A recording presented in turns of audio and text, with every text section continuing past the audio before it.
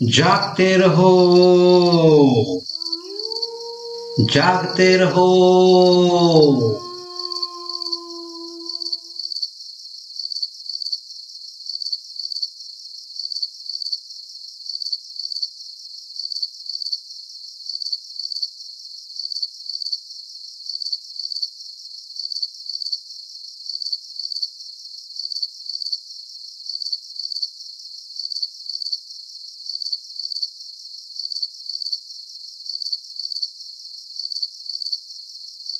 क्या रे, मैंने जो काम तुम्हें दिया था वो हो गया? जी हुजूर, आपने जो औषधि मुझे गजराज को देने के लिए दी थी उसे दे दी है। अब कुछ ही समय में औषधि अपना प्रभाव उस हाथी पर दिखाने शुरू कर देगी। शाबाश मेरे बहादुर, शाबाश। अब मैं तुम्हें तुम्हारे काम का इनाम दे ही देता हूँ। इतना कहकर उस नकाबपोश आदमी ने अपनी तलवार संभाली।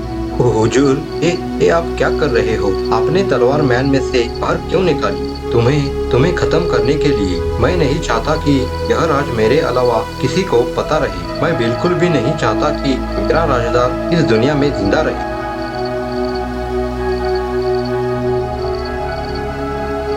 अब मुझे चलना होगा। सुबह का समय होने में कुछ ही वक्त बचा है। सुबह हो जाने पर महाराज समर सिंह अपने प्रिय हाथी पर बैठकर नगर का भ्रमण करने निकल पड़ेंगे, लेकिन शाम का सूरज ढलता हुआ नहीं देख पाएंगे।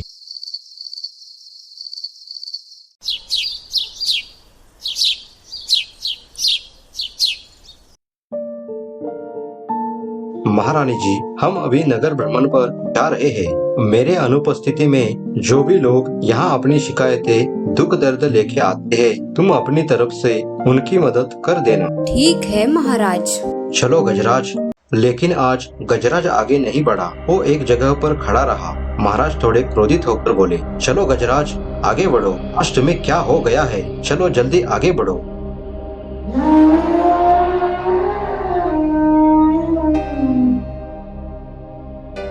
उसी क्षण एक अघटित घटना घटी। गजराज बहुत ही तेजी से भागने लगा। ऐसा लगता था कि मानो वो पागल हो गया है। महाराज बहुत ही भयभीत हो गए। गजराज जोर जोर से उछलने लगा। उसी वजह से महाराज समर सिंह अपने आप को संभल नहीं पाए और अपना संतुलन खो बैठे। महाराज सीधे जमीन पर आ गिरे। उस नशीली औषधि ने अपना प्रभाव हाथी पर दिखा दिया। हाथी ने अपना रूप बदल दिया। आज हाथी मस्त हो गया। उस हाथी ने भयंकर रूप धारण किया। महाराज को अपने पैरों तले कुचलने के लिए हाथी आगे बढ़ा। तभी अचानक एक चमत्कार हो गया। घोड़े पर सवार एक युवक हाथ में भाला थामे वहां पर पहुंच गया। युवक हाथी के एकदम सामने आया और उसने हाथी को ललकारा, दूर हटो रास्ते से। वह क्रोधित हाथी घुड़सवार युवक को देखकर और आग बबूला हो गया और आक्रमण करने युवक के पास आने लगा। वो युवक काफी बहादुर था। तुरंत ही वो घोड़े से नीचे उतर गया। उस युवक ने क्षण का भी विलंब न करते अपना भाला संभाला और जोर से हाथी के मस्तक की ओर फेंक दिया। वो मस्त हाथी उसी क्षण जमीन पर ढेर हो गया और उसकी मृत्यु हो गई। महाराज समर सिंह ये सारा नजारा अपनी आंखों से देख रहे थे। उन्हें अपने आंखों पर विश्वास नहीं हो रहा था। उस युवक ने मस्त विशालकाय हाथी को कुछ ही पल में जमीन पर ढेर कर दिया था। आश्चर्य है, तुमने पलक झपकते ही मस्त हाथी को ढेर कर दिया। महाराज क्षमा कीजिए, लेकिन अगर मैं इस हाथी को नहीं मारता तो आज ये हाथी आपको मार देता। क्षमा की बातें मत करो युवक, तुमने इस मस्त हाथी को मारकर हमारे प्राण बचाए हैं। धन्यवाद तो हमें तुमको देना है। मैं तुम्हारा बहुत ही ऋणी हूँ। ऐसी कोई बात नहीं है महाराज, यह तो मेरा कर्तव्य था। मैं तुम्हारे इस कार्य से बहुत ही प्रसन्न हो गया हूँ। कल ही तुम राज दरबार में हाजिर हो जाओ। मैं तुम्हें तुम्हारा उचित इनाम दे देता हूँ। अगले दिन वो युवक राज दरबार में हाजिर हो गया। राजा ने भरी सभा में उस युवक की जम के प्रशंसा की। धन्यवाद युवक, तुम्हारा बहुत बहुत धन्यवाद। हमारे प्राण बचाने के लिए तुम्हें इनाम के स्वरूप में जो भी चाहिए वो मांग लो। मैं बिना सोचे विचारे तुम्हें दे देता हूँ। क्षमा करें महाराज, मुझे इनाम के स्वरूप में कुछ नहीं चाहिए, लेकिन अगर आप कुछ देना ही चाहते हो तो मुझे आपके राज दरबार में कुछ छोटा मोटा काम दे दीजिए, जिसके चलते मैं अपने परिवार का गुजारा कर सकूँ। मैं तुमसे अत्यधिक प्रसन्न हो गया हूँ। आज से ही मैं तुम्हें अपना विशेष अंगरक्षक के रूप में नियुक्त कर देता हूँ। धन्यवाद महाराज। लेकिन युवक, तुमने अभी तक अपना परिचय नहीं दिया है। हमें अपना परिचय दो युवक। मेरा नाम परमवीर है महाराज। मैं आपके ही राज्य में एक छोटे से गांव कोलम में मेरी माँ और बहन के साथ रहता हूँ। पिताश्री के चले जाने के बाद अब उनकी जिम्मेदारी मुझ पर आ चुकी है। दरअसल मैं काम के ही तलाश में इस नगर में आया था। परमवीर, तुम आज ही कोलम जाओ और अपनी माँ और बहन को यहाँ लेकर आ जाओ। तुम तीनों यही राजमहल में ही रहोगे और मेरा विशेष अंगरक्षक करके काम संभालोगे। तुम अभी शीघ्र ही कोलम जाने की तैयारी करो। जैसे आपकी आज्ञा महाराज। मैं अभी शीघ्र ही कोलम की ओर निकल पड़ता हूँ।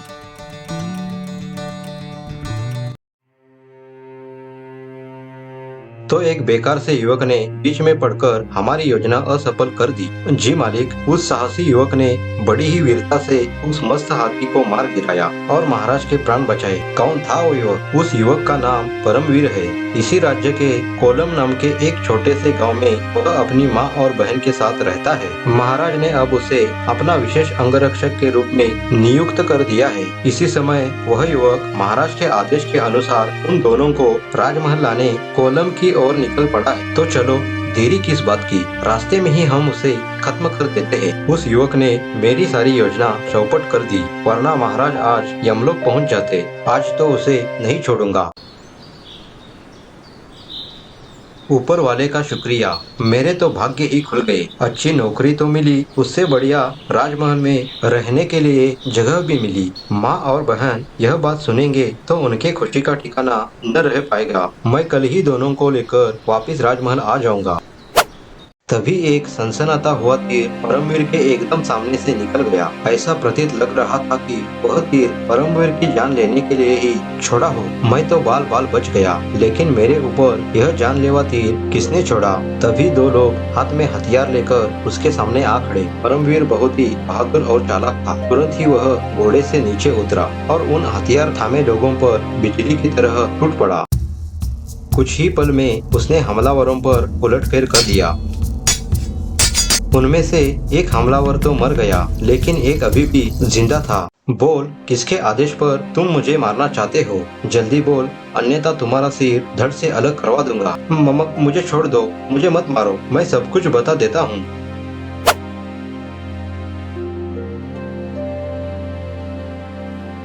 अरे ये क्या? इसी नकाबपोश ने हमलावर को मार दिया। शायद वह नहीं चाहता कि हमलावर जिंदा रहे। मुझे तुरंत ही उसका पीछा करना होगा। बिजली की तरह परमवीर ने उस नकाबपोश आदमी का पीछा किया। कुछ ही पल में परमवीर उस नकाबपोश घोड़सवार के पास पहुंच गया। परमवीर ने उसे धक्का देकर घोड़े से नीचे गिराया।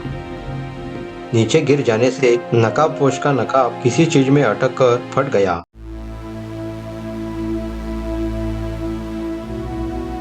तो तू है वो दुष्ट जिसने महाराज को समाप्त करने के लिए गजराज को खाने में से औषधि दी थी, जिसे खाकर हाथी पागल हो गया था। हाँ, मैंने ही महाराज को समाप्त करने के लिए यह सब कुछ किया था। अगर तुम भी मेरा साथ देते हो तो मैं तुम्हारी जान बख्श दूंगा, वरना तुम्हारा मरना तो तय है। अगर महाराज को समाप्त करने में तुम मेरी मदद करते हो तो महाराज के मृत्यु के पश्चात मैं तुम्हें इतना धन दूंगा कि तुम और तुम्हारा परिवार सारी उम्र बैठ के खाओगे।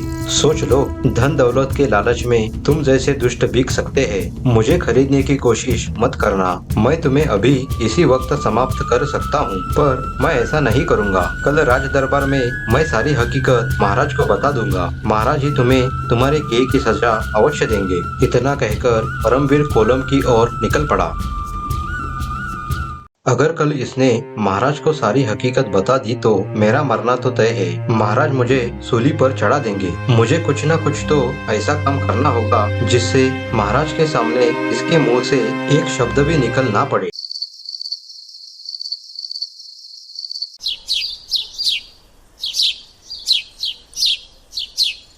परमवीर, क्या तुम अपने परिवार को यहाँ ले आए? जी महाराज, ले तो आया हूँ, लेकिन अभी राजमहल में प्रवेश नहीं किया। आज शाम ही उन दोनों को यहाँ रहने के लिए लेकर आता हूँ। क्षमा कीजिए, पर परमवीर जी, आपके नाम से एक पत्र आया है। मेरे नाम पर पत्र क्या हो सकता है? परमवीर, तुम्हारी माँ और बहन को हमने बंदी बनाया है। अगर तुमने महाराज को हमारे बारे में कुछ भी बताने का प्रयास किया या फिर बताया तो उन दोनों की हत्या कर दी जाएगी। हमारे गुप्तचर चारों ओर बिखरे हैं। परमवीर तुरंत ही समझ गया कि यह पत्र दुष्ट सेनापति ने ही उसे लिखवाया है। महाराज, मुझे आज्ञा दीजिए, मुझे एक जरूरी काम के लिए फौरन ही निकलना होगा। तुरंत ही परमवीर सेनापति के यहाँ उसे मिलने और अपनी माँ और बहन को छुड़वाने निकल पड़ा। मुझे पता था कि तुम जरूर आओगे, क्योंकि मैंने खेल ही ऐसा खेला है। मैंने महाराज को तुम्हारे बारे में कुछ भी नहीं बताया। बस अब मेरी माँ और बहन को बंदी से मुक्त करवा दो। अगर यह अंगरक्षक मेरे साथ मिल जाए तो मेरा काम और भी आसान हो सकता है। जब तक मेरे कुछ काम में मैं सफल नहीं होता तब तक तुम्हारी माँ और बहन मेरे कब्जे में ही होगी। आखिर तुम मेरे से चाहते क्या हो? बस तुम हमें महाराज को मारने में हमारी मदद कर दो। जैसे ही मैं राज्य के सिंहासन पर बैठ जाता हूँ, तुरंत ही तुम्हारी माँ और बहन को बंदी से मुक्त कर देता हूँ। हे ऊपर वाले, कैसा धर्म संकट मेरे ऊपर टूट पड़ा है। एक तरफ मेरे अन्नदाता है और दूसरी तरफ मेरे अपने। परमवीर ने इस बात पर बहुत सोच विचार किया और बोल पड़ा, ठीक है, मैं तुम्हारी सहायता करने के लिए तैयार हूँ, परंतु मेरी माँ और बहन को कुछ भी नहीं होना चाहिए। तुम उसकी चिंता मत करो। जब तक वो दोनों मेरे पास है, मैं वचन देता हूँ कि दोनों सही सलामत रहेंगे। तो फिर बताओ मुझे क्या करना होगा? ठीक 4 दिन के बाद अष्टमी का त्योहार है। हर अष्टमी के दिन महाराज सिर्फ अपने विशिष्ट अंगरक्षक के साथ अपने कुलगुरु का आशीर्वाद लेने काली माता के मंदिर में जाते हैं, जो कि इसी राज्य के घने जंगल में स्थित है। मंदिर चारों ओर से कुलगुरु के मंत्रों के बल से सुरक्षा के कवच में घेरा है। मंदिर में सिर्फ वही मनुष्य प्रवेश कर सकता है जो कि महाराज का अत्यंत विश्वासु हो। तुम एक ही हो जिसने महाराज का विश्वास प्राप्त किया है। अगर तुम महाराज के साथ उस काली माता के मंदिर में घुसकर महाराज और कुलगुरु को मौत के घाट उतार देते हो तो मेरा रास्ता साफ हो जाएगा। महाराज की हत्या की बात तो समझ में आती है, लेकिन कुलगुरु को समाप्त करने के पीछे क्या वजह हो सकती है? महाराज की हत्या के साथ साथ कुलगुरु की हत्या करना बहुत ही जरूरी है। अगर ऐसा ना हुआ तो कुलगुरु मुझे इस राज्य के सिंहासन पर कभी बैठने नहीं देंगे। अब ज्यादा सोच विचार मत करो और हमारे कहने के अनुसार काम करो।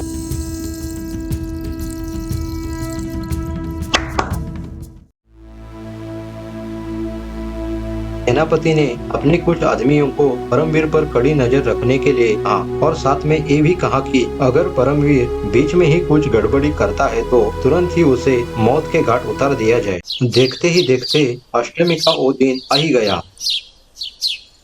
महाराज अपने अंगरक्षक को लेकर काली माता के मंदिर निकल पड़े। सेनापति ने भेजे 2 गुप्तचर महाराज और अंगरक्षक के पीछे साये की तरह लगे हुए थे।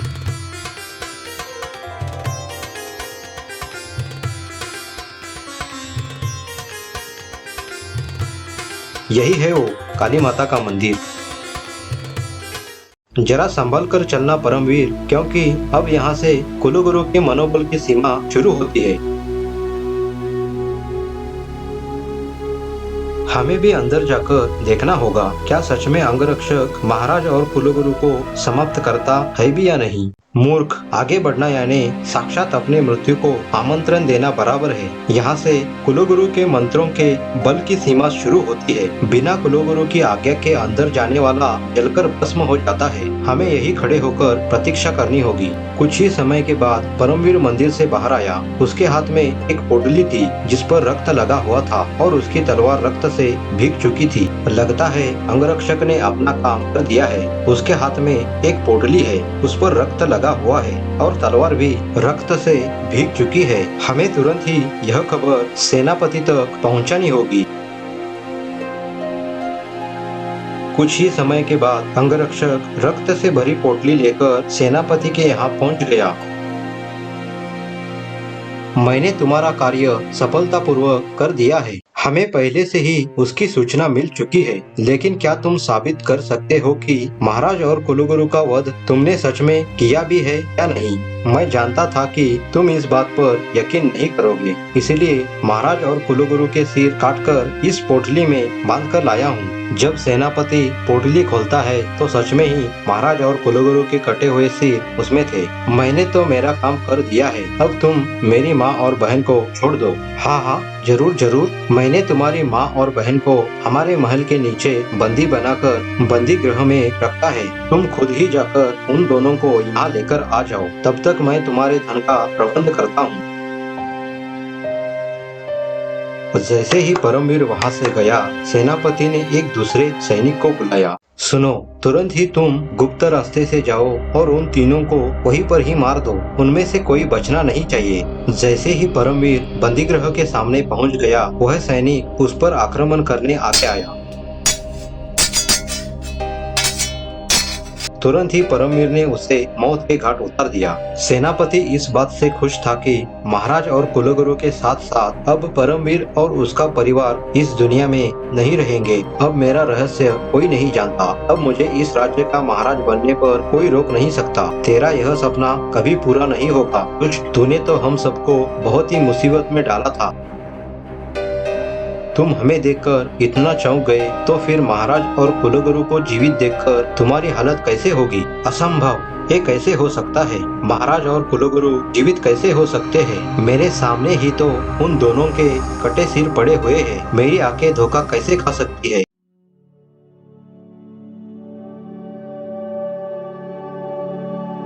कभी कभी आंखें धोखा खा सकती है। तेरे कर्म ही कुछ ऐसे हैं। आप दोनों जीवित हैं, फिर यह कटे हुए सिर किसके हैं? तुमने जो देखा है वह कुलगुरु का फैला हुआ माया जाल था। जब हमने अष्टमी के दिन मंदिर में प्रवेश किया, तभी सारी हकीकत परमवीर ने मुझे और कुलगुरु को बताई। अच्छा हुआ युवक, जो इतनी गंभीर बात तुमने हमें बताई। अब इस राज्य को बचाने के लिए मुझे कुछ न कुछ तो करना ही पड़ेगा। ऐसा करता हूँ, मैं अपनी शक्तियों से मेरा और महाराज का कटा हुआ सिर बना देता हूँ। तुम उसे एक पोटली में ले जाकर उस दुष्ट को दिखा देना।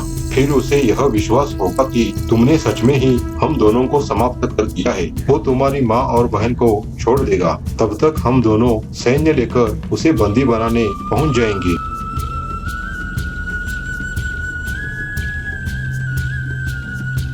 लेकिन ध्यान रहे, इतना होने के बावजूद भी आगे सेनापति कुछ न कुछ तो कपट जरूर करेगा। तुम्हें अपने वीरता का प्रदर्शन करना पड़ सकता है। काली माता और मेरा आशीर्वाद तुम्हारे पीछे सदैव रहेगा।